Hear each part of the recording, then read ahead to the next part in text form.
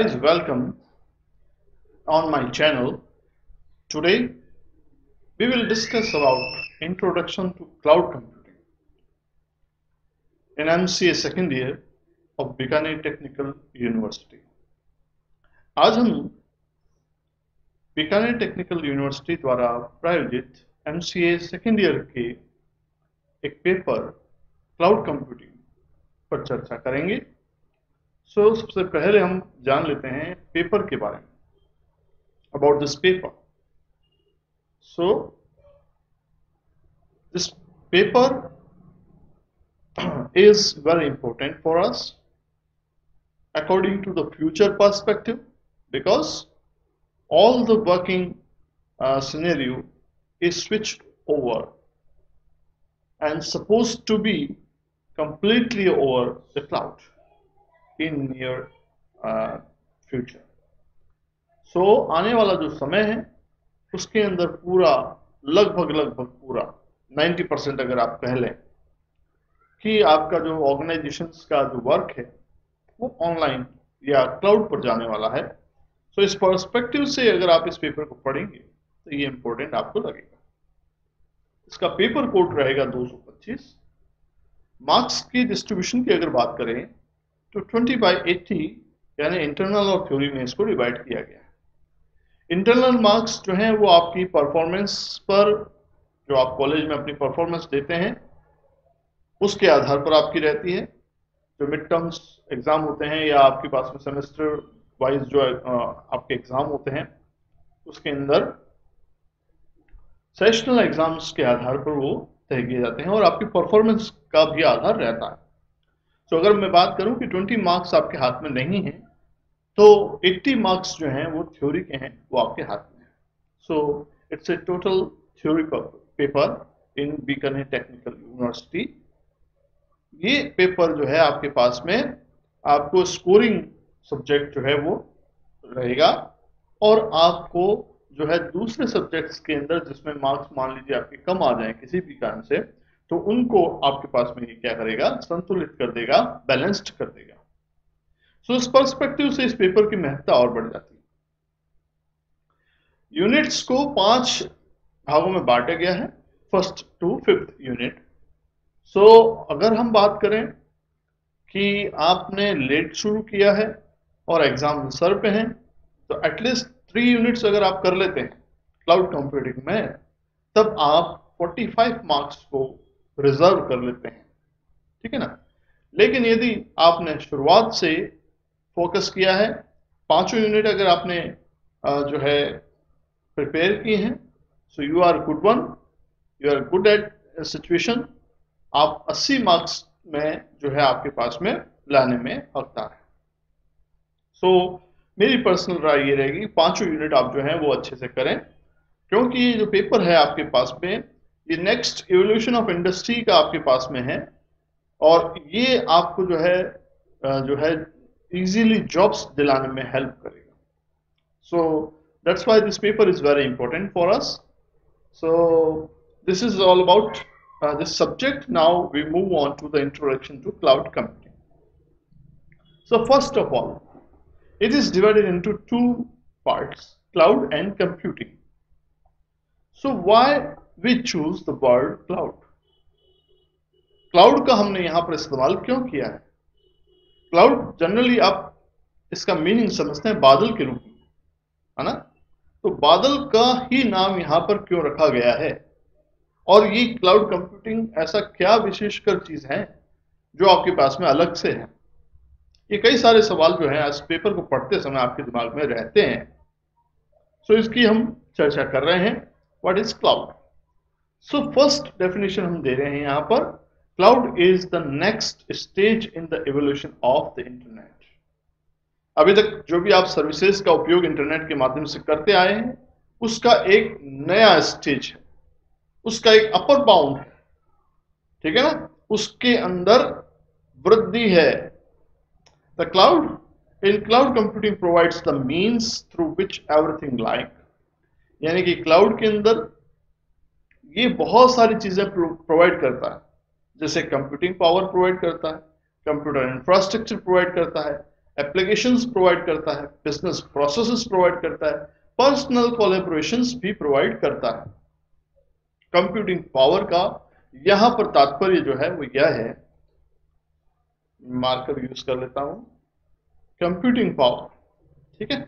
Computing power का यहां पर आपके पास में मीनिंग ये है, जैसे मान लीजिए आपके पास में प्रोसेसिंग जो है कैपेसिटी आपको बढ़ानी, आपके पास में इंफ्रास्ट्रक्चर जो है वो कम है, आपको रैम चाहिए, मान लीजिए आपको जो है स्पेस चाहिए, डिस्क स्पेस चाहिए, तो ये सारी चीजें जो है आपके पास में आपको मिल जाएंगी।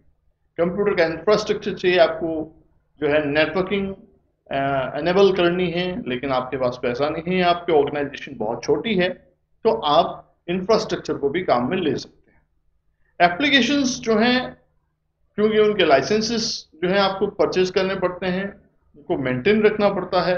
अगर आप इन सभी से आपके पास में दुविधाओं से मुक्त होना चाहते हैं, आप एप्लीकेशंस को ऑन द क्लाउड यूज कर सकते हैं इंटरनेट के माध्यम से, यानी internet is a necessary thing for the cloud, but it is the next stage of evolution of the internet. Internet का नेक्स्ट एवोल्यूशन है, ठीक है। तो बेसिकली क्लाउड ये है। तो बिजनेस प्रोसेसेस जो है यहां हो सकते हैं, पर्सनल कोलैबोरेशंस जो है आप कर सकते हैं एक कंपनी का दूसरी कंपनी के साथ में, can be delivered to use as a service, service की तरह यानी सेवा की तरह यहां पर आप इसको इस्तेमाल कर सकते हैं, whenever and wherever you need, जहां कहीं भी जब चाहें इसका इस्तेमाल आप कर सकते हैं। तो this is all about cloud. Detail में हम इसके बारे में और बात करेंगे। अभी तक थोरोली ऊपरी तौर पर जब हम सब्जेक्ट के साथ में इंटरेक्ट होना शुरू हुए हैं, उसके लिए इतना डेफिनेशन आपके लिए काफी है कि क्लाउड क्या है। अब बात करें कि इसके फॉर्म्स क्या क्या हैं, ठीक है ना। तो इसको जनरली आपके पास में 3 कैटेगरी के अंदर बांटा गया है। पहला है पब्लिक क्लाउड, दूसरा है प्राइवेट क्लाउड और तीसरा है हाइब्रिड क्लाउड। हाइब्रिड क्लाउड जो है वो पब्लिक और प्राइवेट का कॉम्बिनेशन कहलाता है।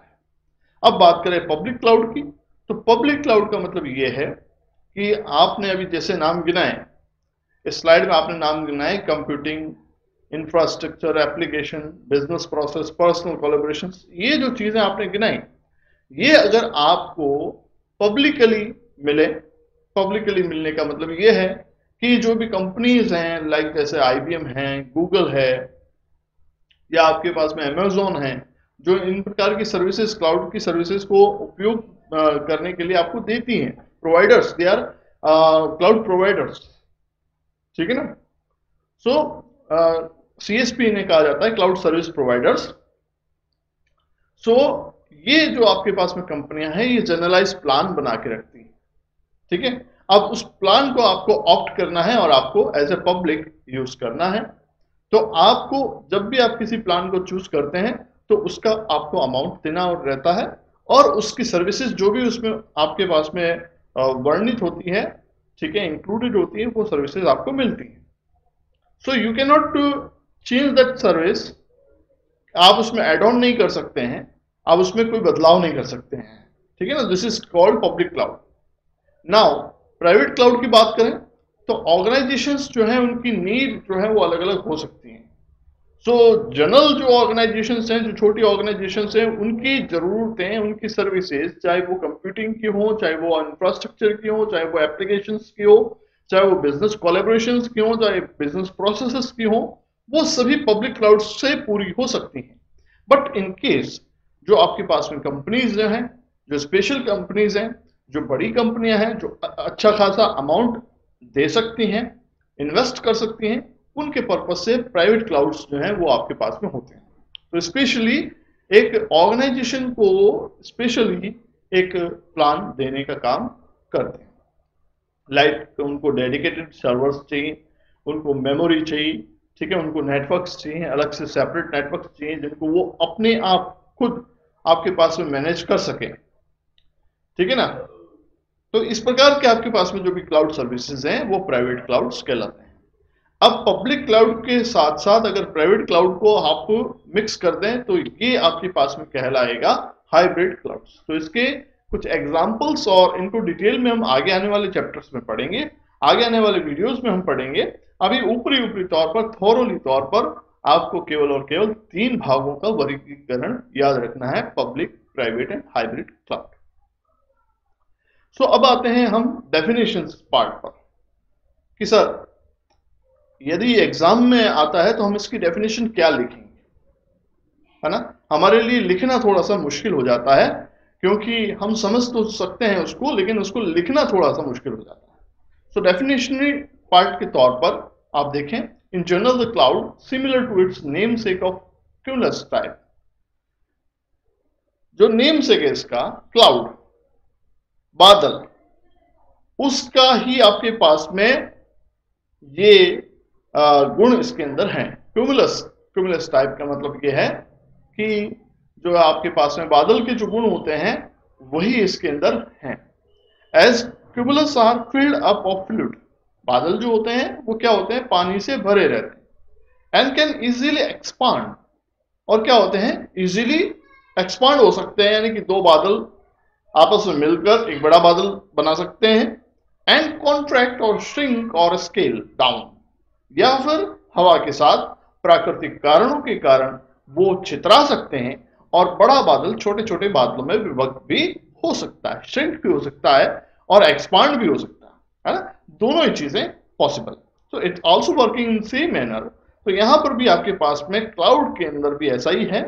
सर्विसेज जो दी जा रही हैं क्लाउड सर्विस प्रोवाइडर के द्वारा, वे सर्विसेज जो हैं आपके पास में आपकी मांग के अनुसार बढ़ भी सकती हैं, और आपकी मांग अगर कम है तो उन्हें घटाया भी जा सकता है।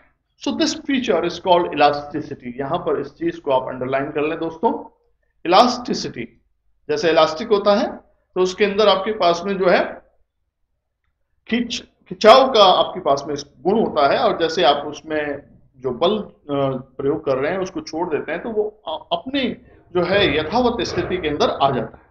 So this feature is called elasticity. जो क्यूमुलसनेस है, जो आपके पास में क्लाउड जिसका नेम से जो है आपके पास में उसके नाम के अनुसार गुण है, वही चीज इसको इलास्टिसिटी कहलाती है। This means that user can request resources.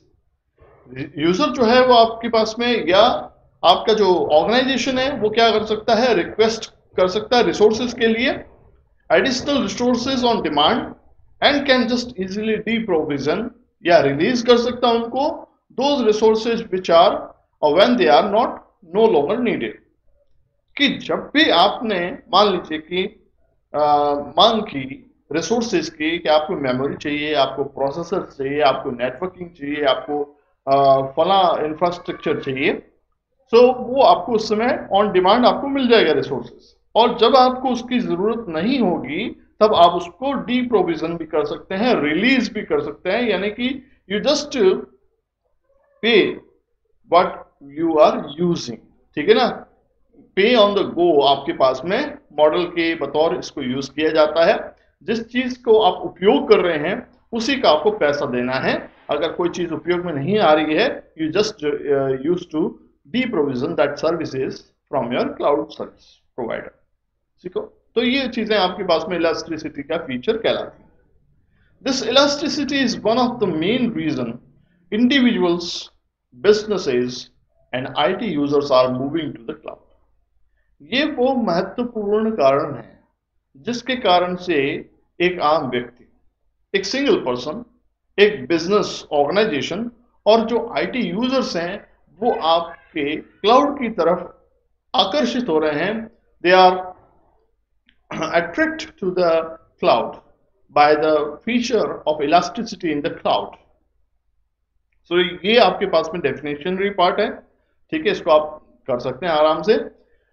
Traditionally यानी पारंपरिक तौर पर क्या होता है, अगर हम क्लाउड को भूल जाएं थोड़ी देर के लिए, तो ट्रेडिशनली जो पारंपरिक तौर पर हम जो सर्विसेज का यूज कर रहे हैं वो कैसे कर रहे हैं कि the process of gaining and releasing of resources और services is not an atomic process और सेल्फ सर्विस मैन।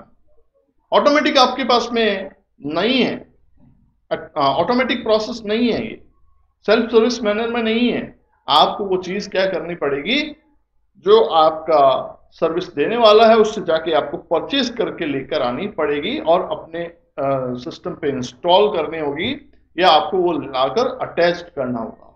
ठीक है ना, ठीक है, जैसे मान लीजिए कि आपको एंटीवायरस की सर्विसेज चाहिए, तो आपको जो है एक दुकानदार है, उनसे आपको वो सीडी परचेज करना रहेगा, या आप उसको ऑनलाइन परचेज कर सकते हो।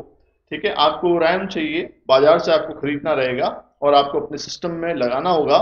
ठीक है ना, आपको उसको बढ़ाना है, घटाना है, आपको ये चीजें आपको ऑटोमेटिक मैनर में नहीं हो पाएंगी, आपको उसके लिए मैनुअली ये सारा प्रोसेस करना रहेगा।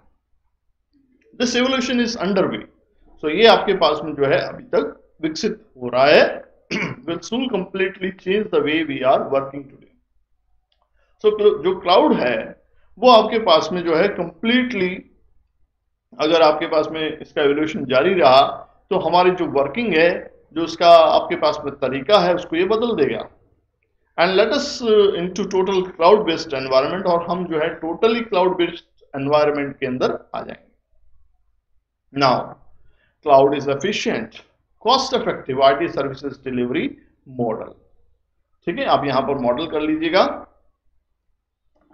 So cloud is efficient cost effective IT services delivery model. तो एक ऐसा मॉडल है क्लाउड कंप्यूटिंग जो एफिशिएंटली आपको सर्विसेज देता है। आप कॉस्ट इफेक्टिवनेस है, यानी कि आपको अगर जो है इंफ्रास्ट्रक्चर नहीं आप डिप्लॉय कर सकते हैं, आप उनको यूज कर सकते हैं एज ए सर्विस कम कीमत में। ठीक है, और इलास्टिसिटी की इसके अंदर फीचर है, so that when ever you whenever you need not a particular kind of service, you can deprovision that service from the cloud. So ये आपके पास में efficient cost effective IT service delivery model है, but it is not the meaning. लेकिन इसका मतलब ये नहीं हुआ that all the services and applications and processes will necessarily be moved into the cloud. ऐसा नहीं है कि हमने क्लाउड के बहुत सारे गुण गिना दिए यहाँ पर, तो सारा का सारा जो प्रोसेस है, सारा का सारा जो काम है आईटी इंडस्ट्री का, वो मूव और हो जाए क्लाउड के ऊपर। ऐसा नहीं है, ठीक है ना।